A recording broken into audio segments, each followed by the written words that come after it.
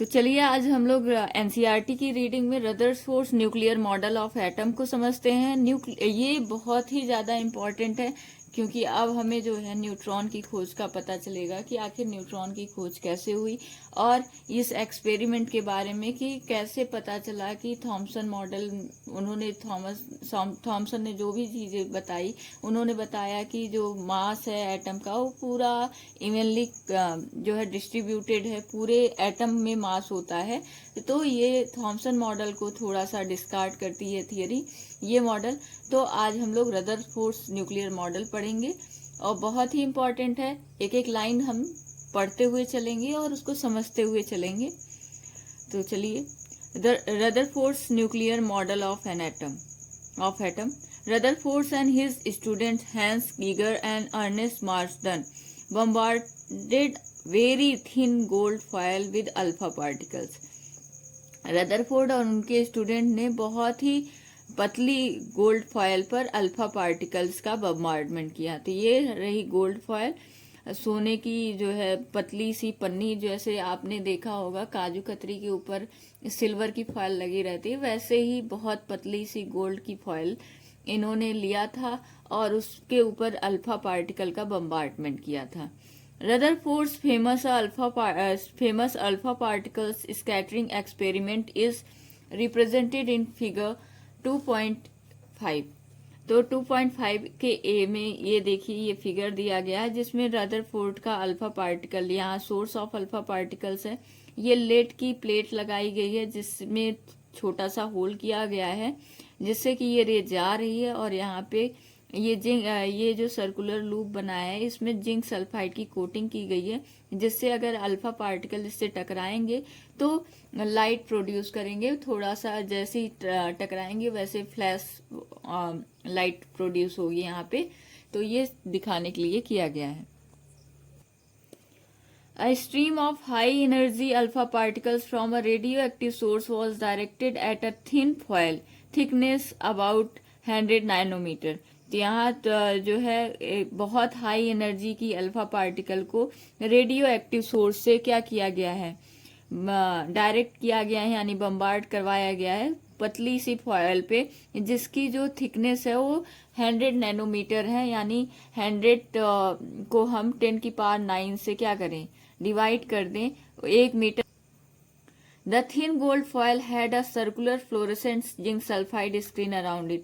तो ये circular fluorescent zinc sulphide की स्क्रीन है इसके चारों तरफ। Whenever alpha particle struck the screen, a tiny flash of light was produced at that point। तो जब भी अल्फा पार्टिकल इस स्क्रीन पर टकराएंगे तो बहुत पतली सी, बहुत छोटी सी फ्लैश लाइट जो है प्रोड्यूस होगी। The result of scattering experiment were quite unexpected। जो इसका रिजल्ट आया था वो जैसा मतलब थॉमसन ने कहा था उसके उम्मीद पे ये थोड़ा अनएक्सपेक्टेड था, कि जो उन्होंने कहा था उससे थोड़ा सा हटके रिजल्ट आया था स्कैटरिंग एक्सपेरिमेंट का। According to Thomson model of atom, Thomson model atom के हिसाब से क्या था के अनुसार, The mass of each gold atom in the foil should have been spread evenly over the entire atom। इन्होंने कहा था कि जो मतलब थॉमसन मॉडल के हिसाब से जो गोल्ड एटम का मास होगा, वो फॉयल के गोल्ड एटम का जो मास होगा वो पूरा क्या होना चाहिए, पूरे एटम में क्या होना चाहिए, स्प्रेड होना चाहिए। And alpha particle have enough energy to pass directly through such a uniform distribution of mass. और अल्फा पार्टिकल के पास इनफ एनर्जी होगी जो जब यूनिफॉर्म डिस्ट्रीब्यूशन होगा पूरे एटम में तो मास का, तो आराम से क्या करेगी, पास हो जाएगी। It was expected that the particle would slow down and change direction only by a small angle as they pass through the foil. ये उम्मीद की गई थी थॉमसन मॉडल के हिसाब से कि जब अल्फा पार्टिकल को बम्बार्डमेंट करवाएंगे तो उसका थोड़ा सा जो है डायरेक्शन चेंज होगा, थोड़ा ही एंगल पे डायरेक्शन चेंज होगा और फॉयल से वो क्या हो जाएगी, पास हो जाएगी। लेकिन देखा क्या गया, ये तो एक्सपेक्टेशन थी इनकी, क्योंकि इन्होंने थॉमसन मॉडल को पढ़ रखा था, उसके बाद ये स्कैटरिंग एक्सपेरिमेंट कर रहे थे। तो क्या ऑब्जर्वेशन आया उसको देखते हैं। फर्स्ट ऑब्जर्वेशन ये आया कि most of the alpha particle pass through the gold foils undeflected. यहाँ पे ज्यादातर जो अल्फा पार्टिकल बम्बार्ड किए गए हैं वो अल्फा पार्टिकल अनडिफ्लेक्टेड, मतलब उनमें कोई भी डिफ्लेक्शन नहीं हुआ, कोई भी बेंडिंग नहीं हुई, वो ऐसे एज इट इज पास हो गए, सीधे आए थे सीधे चले जा रहे हैं। A small fraction of alpha particle was deflected by small angle. बहुत छोटा ही, मतलब अगर 100 अल्फा पार्टिकल का बम्बार्डमेंट कर रहे हैं तो उसमें से मान लेते हैं कि 2 या पार्टिकल्स की जो रे हैं वही क्या हो रही हैं, थोड़ा सा एंगल पे डिफ्लेक्ट हो जा रही हैं। ये देखिए थोड़ा सा ये क्या हो गई है, डिफ्लेक्ट हो गई है। इतना ज्यादा अल्फा पार्टिकल का बम्बार्डमेंट किया गया जिसमें से 2 जो है डिफ्लेक्टेड शो कर रही हैं थोड़े से एंगल पे। और a very few alpha particle about 1 in 20,000 bounce back, that in is were deflected by nearly 180 degree। और मान लीजिए कि हमने 20,000 अल्फा पार्टिकलों को क्या किया है, बम्बार्डमेंट करवाया है, तो उसमें से केवल एक अल्फा पार्टिकल जो है 180 डिग्री पर ही वापस चले आ रहे हैं। मतलब अल्फा पार्टिकल जब इस एटम से टकरा रहे हैं तो जिस रास्ते से जा रहे हैं उसी रास्ते पर वापस एक, मतलब 20,000 में से एक का जो है वो वापस आ रहे हैं 180 डिग्री फॉलो करके। तो इस ऑब्जर्वेशन के बेसिस पे रदरफोर्ड ने कुछ कंक्लूजन निकाले स्ट्रक्चर ऑफ एटम की। पहला क्या है, most of the space in an atom is empty as most of the alpha particles pass through the foil undeflected. ज्यादातर स्पेस जो है एटम में वो क्या है, खाली है, क्योंकि ज्यादातर जो अल्फा पार्टिकल हैं वो सीधे सीधे क्या हो रहे हैं, चले जा रहे हैं। इसका मतलब एटम का जो स्पेस है, मोस्ट ऑफ द स्पेस क्या है, एम्प्टी है, क्योंकि उसमें बिना डिफ्लेक्शन के पार्टिकल्स चले जा रहे हैं। सेकेंड पॉइंट क्या था, a few positively charge alpha particles were deflected. बहुत ही कम अल्फा पार्टिकल डिफ्लेक्ट हो रहे हैं। The deflection must be due to enormous repulsive force showing that the positive charge of atom is not spread throughout the atom as the Thomson had pre-assumed। बहुत ही कम alpha particle क्या हो रहे हैं, डिफ्लेक्ट हो रहे हैं। तो डिफ्लेक्शन ये शो कर रहा है कि इसमें क्या होगा, डिफ्लेक्शन इसीलिए हो रहा है क्योंकि यहाँ पे बहुत ज्यादा रिपल्सिव फोर्स होगा जो इसको रिपल्स कर रहा है, क्योंकि अल्फा पार्टिकल भी पॉजिटिव चार्ज है तो पॉजिटिव चार्ज को पॉजिटिव चार्ज ही रिफ्लेक्ट करेगा। यानी कि पॉजिटिव चार्ज पूरा एटम में क्या नहीं है, पूरे एटम में नहीं सराउंड है, बहुत ही कम जगह पे पॉजिटिव चार्ज है जो इसको क्या कर रहा है, डिफ्लेक्ट कर रहा है। द पॉजिटिव चार्ज, इन्होंने ये बताया था कि पूरे जो एटम है, पूरे एटम में पूरा उनका मास होता है, पूरे एटम में चार्ज, पॉजिटिव चार्ज पूरा प्लम पुडिंग मॉडल में देखे थे कि पूरा स्फीयर ही पॉजिटिव और निगेटिव चार्ज से बंधा होता है। तो ऐसा थॉमसन ने बताया था, लेकिन हमने देखा कि बहुत ही कम जो है अल्फा पार्टिकल डिफ्लेक्ट हो रहे हैं और ज्यादातर सीधे सीधे चले जा रहे हैं। और जो डिफ्लेक्ट हो रहे हैं इसका मतलब वहां पे जहां से डिफ्लेक्ट हो रहे हैं वहां पॉजिटिव चार्ज है। तो पॉजिटिव चार्ज इसका मतलब पूरे स्पेस में नहीं है, बहुत कम ही जगह पे है। The positive charge has been concentrated in very small volume that repelled and deflected the positively charge alpha particle.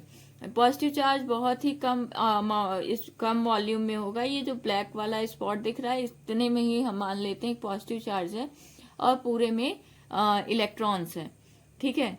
तो जिसकी वजह से ये रिपल्सन हो रहा है, क्योंकि डिफ्लेक्टेड बाय पॉजिटिव चार्ज से ही अल्फा पार्टिकल डिफ्लेक्ट होंगे, क्योंकि अल्फा पार्टिकल भी क्या है, पॉजिटिव चार्ज है। Calculation by Rutherford shows that the volume occupied the nucleus is negligibly small as compared to the total volume of an atom of the atom। Rutherford का जो calculation था उससे ये पता चला कि जो वॉल्यूम है न्यूक्लियस के द्वारा, जो वॉल्यूम ऑक्यूपाई किया जा रहा है किसी भी एटम में, जो उसके न्यूक्लियस की जगह है वो बहुत ही कम है, मतलब ना के बराबर है, उसे ना मान सकते हैं कि उसमें है ही नहीं। जैसे radius of atom is about 10 की पावर -10 मीटर। जो रेडियस है एटम की वो इतना है, जबकि जो न्यूक्लियस की रेडियस है वो इतने, न्यूक्लियस जो है वो 10 की पावर -15 मीटर में ही है, तो बहुत ही छोटा है। One can appreciate this difference in size by realizing if the cricket ball represent a nucleus then the radius of atom would be about 5 kilometer। ये जो हम रियलाइज कर सकते हैं कि अगर क्रिकेट बॉल जो है न्यूक्लियस है, क्रिकेट का बॉल न्यूक्लियस है, तो अराउंड 5 किलोमीटर उसका पूरा एटम, अगर हम 5 किलोमीटर का मान ले और एक क्रिकेट बॉल जो खेला जाता है वो न्यूक्लियस उसका माना जाए, तो सोच लीजिए कि न्यूक्लियस की साइज कितनी छोटी है। On the basis of above observation and conclusion, Rutherford proposed the nuclear model of atom after the discovery of proton. तो ऊपर के ऑब्जर्वेशन और कंक्लूजन से रदरफोर्ड ने न्यूक्लियर मॉडल के हिसाब से प्रोटॉन की डिस्कवरी के बाद इस मॉडल का वो कंक्लूजन दिया। क्या क्या दिया? पहला, positive charge and most of the mass of atom was densely concentrated in extremely small region, जो कि थॉमसन ने कहा था कि इवनली क्या है, डिस्ट्रीब्यूटेड है, लेकिन इन्होंने क्या कहा है कि पॉजिटिव चार्ज जो है और मोस्ट ऑफ द मास जो एटम का है वो बहुत ही कम रीजन में और डेंसली कंसंट्रेटेड है, मतलब बहुत ही घना, बहुत घना है, मतलब सब एक साथ पाए जा रहे हैं, बहुत छोटे स्थान पर पॉजिटिव चार्ज पाया जाता है atom. This very small portion of atom was called nucleus bye Rutherford.